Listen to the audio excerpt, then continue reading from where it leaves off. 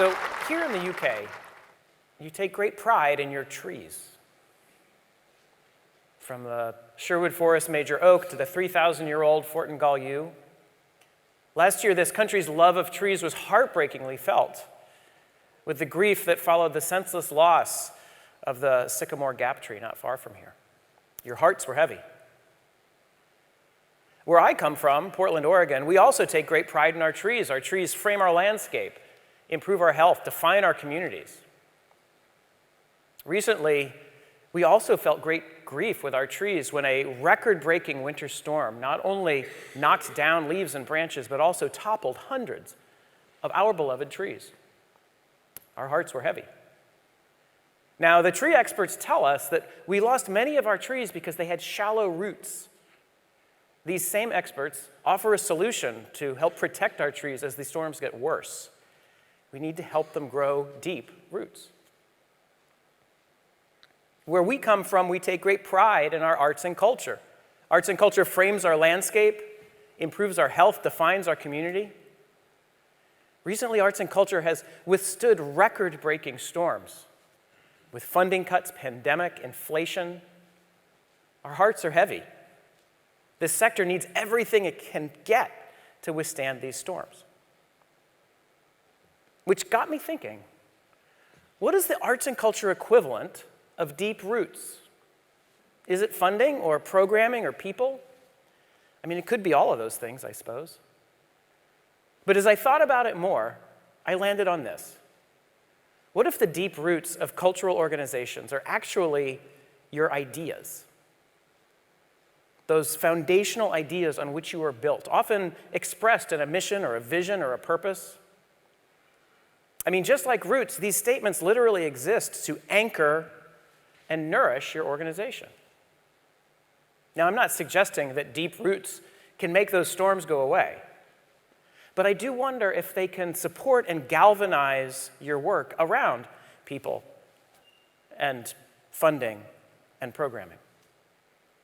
So today I'm going to explore how we can nurture deep roots in our organizations, in your individual teams, and within ourselves, to see if it can help us hang on a bit more in the midst of stormy weather.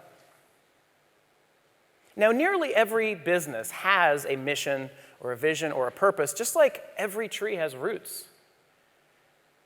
And like trees, some businesses have shallow roots and some have deep roots. And interestingly, the business research suggests that the deeper the roots, the stronger and more resilient the business. So I will demonstrate this with a hypothetical coffee shop. Now, the research shows that shallow-rooted organizations often have guiding statements which are narrowly focused, sometimes on a specific product or a service. We aim to have the best espresso would be shallow roots. Now, in his book, Infinite Game, Simon Sinek warns against statements like this, calling them egocentric or inward-looking. And in fact, the research shows that shallow-rooted organizations have more trouble withstanding the storms of change because statements like this limit their ability to evolve and grow. What I will call medium-rooted organizations, they go broader and focus on who they're trying to serve. We aim to serve our neighbors with great coffee is much better. It's broader than espresso, and it roots them in their community. But what happens on the day that their neighbors stop drinking coffee?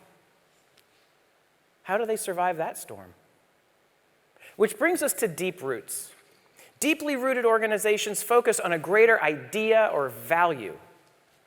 As Jim Collins and Jerry Porras say in their management classic, Built to Last, a truly enduring company has a core ideology that's equally relevant today and 100 years in the future. So how about we aim to provide fellowship and cheer, one cup at a time. On the day their neighbors stop drinking coffee and start drinking bubble tea or whatever, these deep roots anchor them in their community and nourish them to grow new leaves and branches, all in the name of fellowship and cheer. Now I know what you're thinking. You're hung up on this mystical idea of the day when everybody stops drinking coffee. Well, check this out. 46% of Gen Z never drink coffee at home or at work, compared to only 15% of baby boomers. Meanwhile, 94% of Gen Z routinely drink bubble tea. Now, if your business is built on the shallow roots of making the best espresso, you might see stats like this and feel the walls caving in. But if your roots are deeper than coffee, if they speak to a higher idea of fellowship and cheer, one cup at a time, your walls are still out here. And absolutely, you can continue to spread the gospel of coffee. And it is equally mission-focused to add bubble tea to the menu. Most importantly, with roots like these, you're challenged to continue dreaming up new ways to spread fellowship and cheer, one cup at a time, for every generation, today and 100 years in the future. And that's what I mean by deep roots. So let's move on from coffee culture to arts and culture. And I want to share a Tessitura organization that has wonderfully deep roots. The Roundhouse, the performing arts and education venue in London. Now, the Roundhouse could have had shallow roots.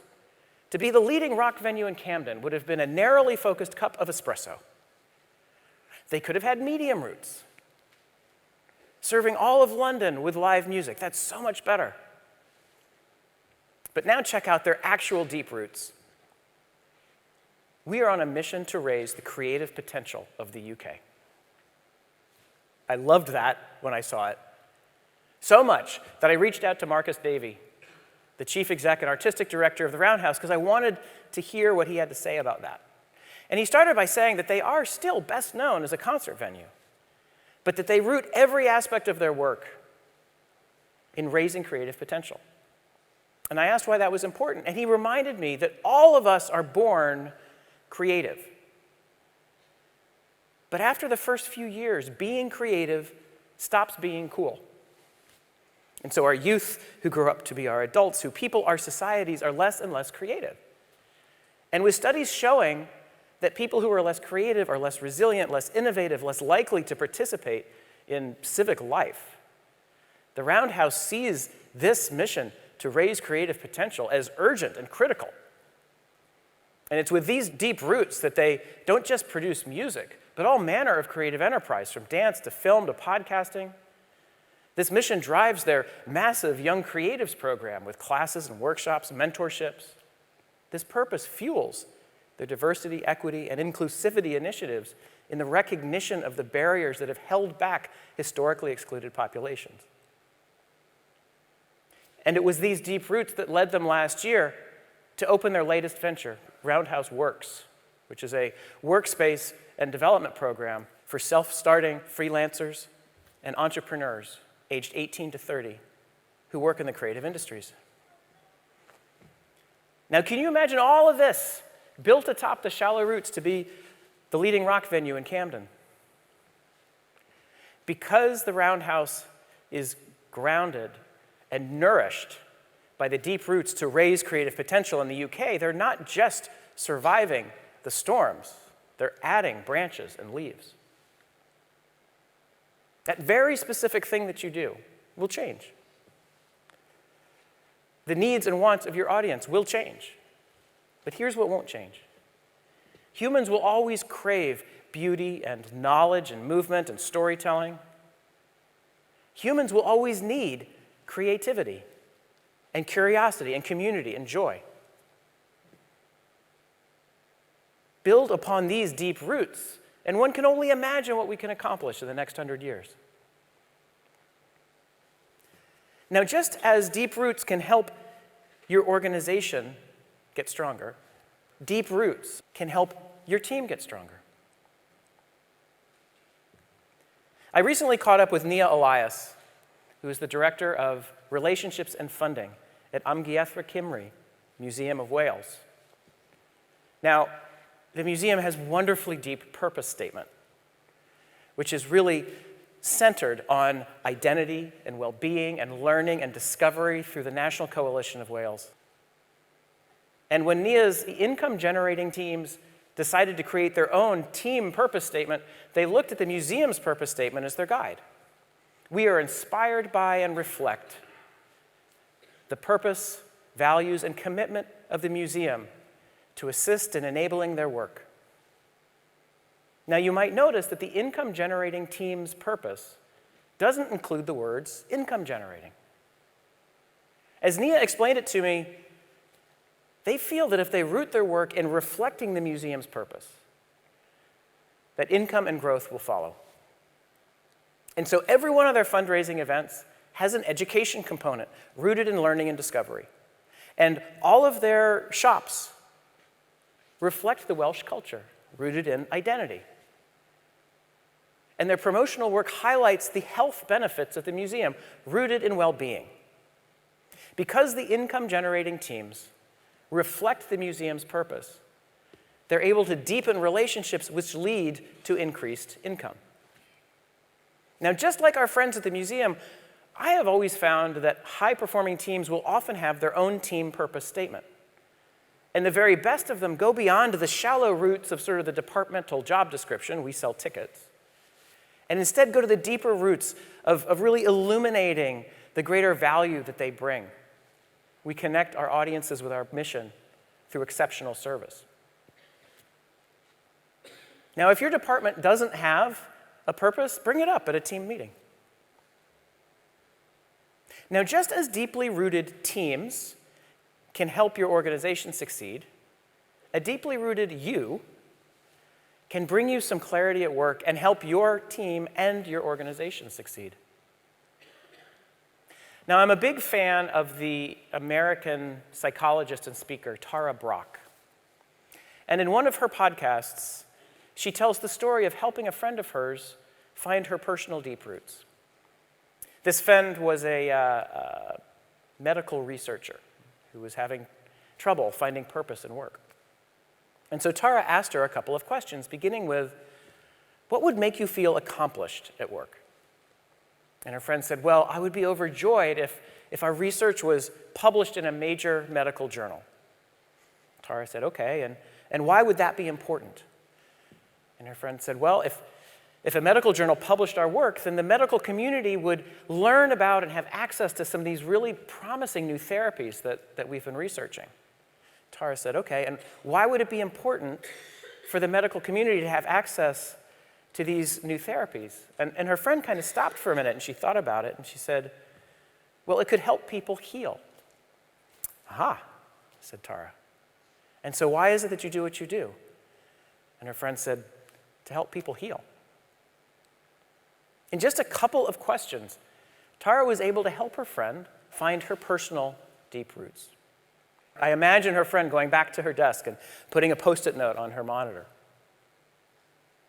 Now, it turns out that this process is not limited just to medical researchers. Anyone can do it, even me. We can try it on me.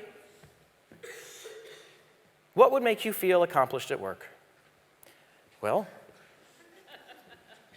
giving a big speech in front of a bunch of arts and culture professionals. Okay? It's a little shallow. And why is that important? Well, if anything I've said is useful, it could help positively impact their work. Okay?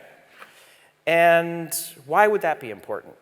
Well, if it impacted enough people's work that maybe in the smallest ways it could help strengthen the business of arts and culture. And why do you do what you do? To help strengthen the business of arts and culture. To help people heal. To solve complicated problems. To connect kids with science. To bring joy to others. I mean, imagine if you and everyone on your team considered and articulated and shared your personal deep purpose. And what if your team and all of the teams at your organization considered and documented and shared your team deep purpose? And imagine if your organization and all of our organizations re-articulated, reinvigorated, in some cases maybe even reinvented your organizational deep purpose. What might happen? Would it make the storms go away? No. But could it help our arts and culture forest ecosystem get a little bit stronger? Could it help our stand of trees withstand the storms a little bit better? I think yes. I really do. I feel like if we can nurture deep roots at our organizations, in our individual teams, and within ourselves, that just maybe we can gain more clarity, more resilience, and more strength, no matter what weather comes our way. Thank you.